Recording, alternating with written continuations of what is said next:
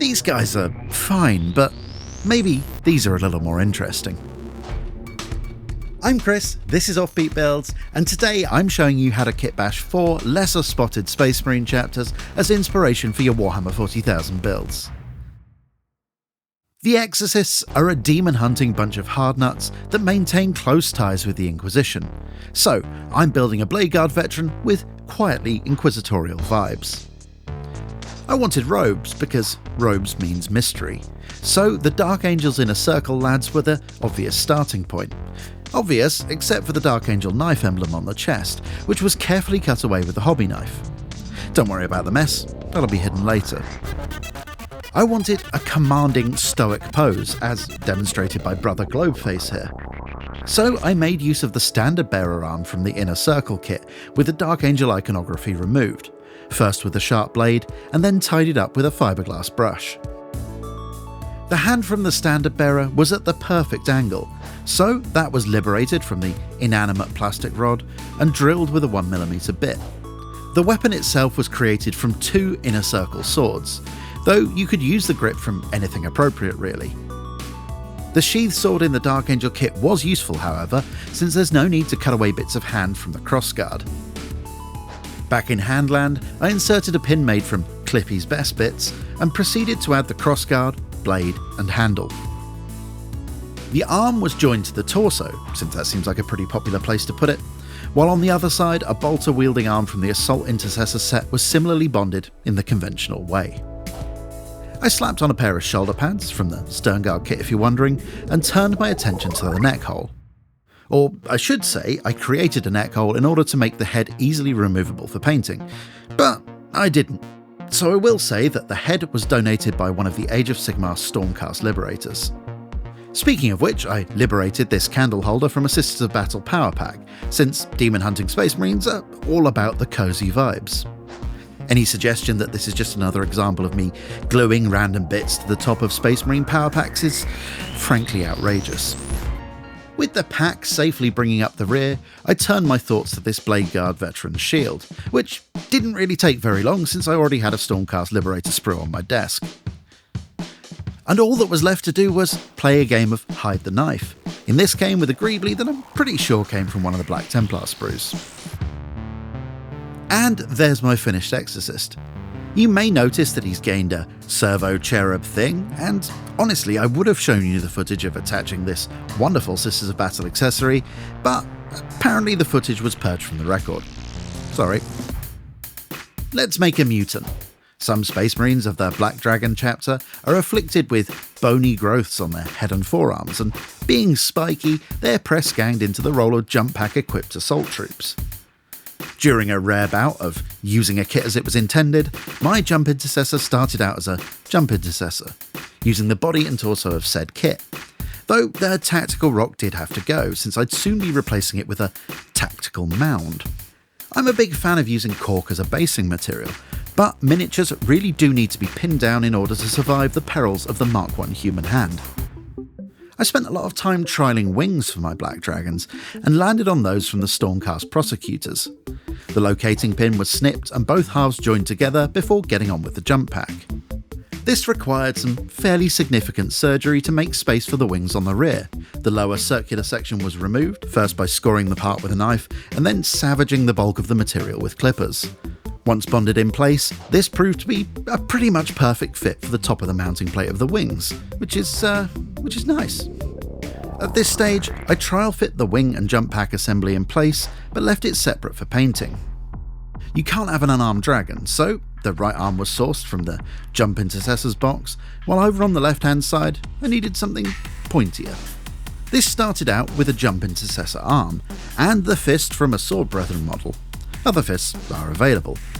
For the spike itself, I harvested the end of a Von Ryan's Leaper claw, carving away the detail of the inner face to create a better mounting surface. Now, the lore sort of suggests that these wrist spikes may be actually protruding through the armour, but I couldn't find a way of visualising such an arrangement that didn't look terrible, so in my headcanon, the spikes are harvested and then mounted on the outside of the armour. Similarly, the head spike look gets you firmly into rocksteady territory, so I thought to myself, if I was running around the Imperium with a heretical growth on my head, I'd probably try to hide it.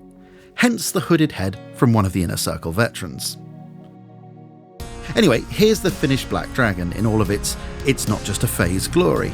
Seriously, he's just a trench coat away from Death Spectres, literal spectres of death, covered in skulls, enjoyers of power scythes, guardians of the dead worlds. What more do you want? I decided to build an assault intercessor, but all of that Imperial iconography on the chest plate needed to go. So I bifurcated the whole shebang at the belt in order to replace it with the front torso from a Primaris infiltrator. This needed the belt removing, which meant more work for the razor saw. The back of the torso is from the original assault intercessor, so it fit in place without any issue. And if you fettled your parts well enough, the Phobos armoured chest plate should drop in nicely too. Mine wasn't perfect, so did need a bit of attention with the sprue goo. Now it's time for skull knees, obviously. To make these, I took the Humble Citadel skull and snipped off the rear. Then it was sanding time, and I sanded these as flat as I dared, which is easier than it sounds, but tough to capture on camera.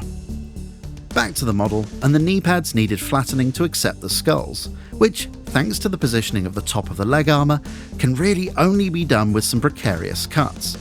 Best done with a fresh blade and lots of care.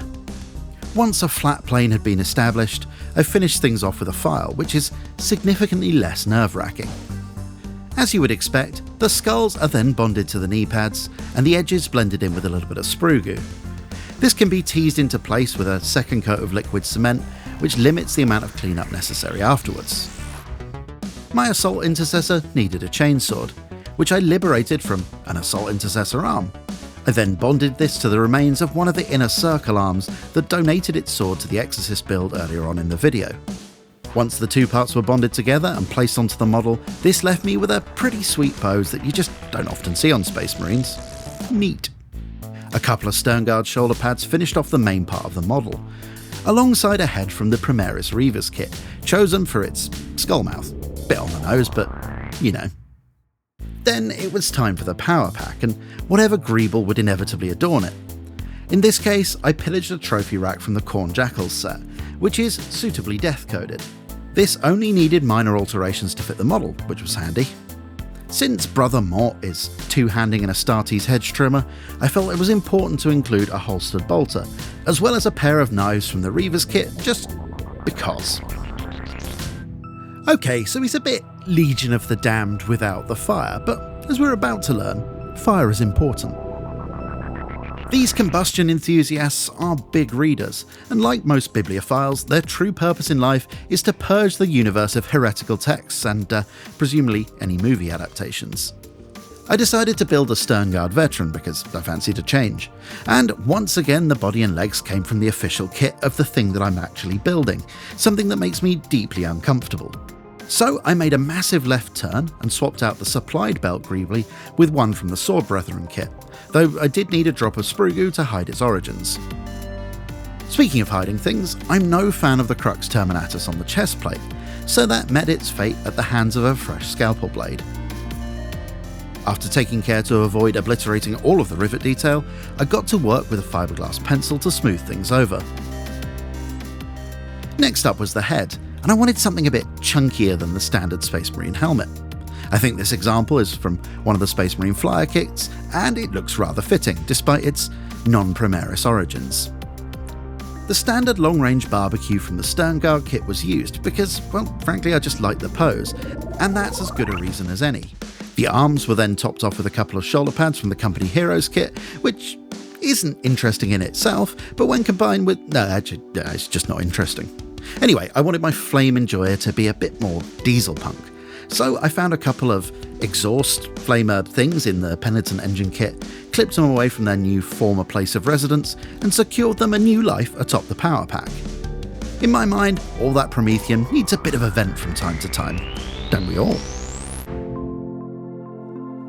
Orange might well be a really underutilised colour in the 40k setting, now that I think about it. I guess it's not very grimdark. Now, if you want grimdark... Today's video was an exploration into theming. I chose 4 chapters, mainly based on the first paragraph or 2 of their biographies, and picked a theme for each model that I felt fit the bill. demon hunters, mutant dragon lovers, diesel punk pyromaniacs, and death. This is very surface level stuff, but in my opinion at least, it helps bring the models to life. My point, really, if I have one, and that's a stretch, is Space Marines can be kinda bland, but they don't have to be.